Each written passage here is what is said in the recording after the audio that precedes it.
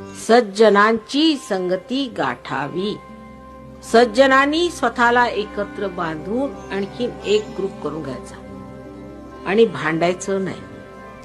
तो ग्रुप एक करून ठेवला, मग हळूहळू तो ग्रुप वाढवत गेला पाहिजे. म्हणजे असं न्यूक्लियस बनतो, तो न्यूक्लियस असा वाढवत जायचा आणि मग सज्जनांनी जवळ येत जायचं.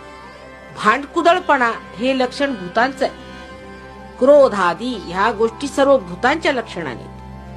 तेव्हा क्रोध येऊ द्यायचा नाही, राग येऊ द्यायचा नाही. किंवा घाईघाईनी लोक कामं करतात, अरे हे करे ते करे, तसं तसं, म्हणजे मला कळलं हे आलं इकडे. 10 भूत बसली तर मनुष्य करणार तरी. एक तऱ्हेचा रुबाब पाहिजे माणसं. काय शिवाजी महाराज ना तुम्ही, म्हणजे शिवाजी महाराजांचे नुसते पुतळेच उभे करतात जिथे तिथे.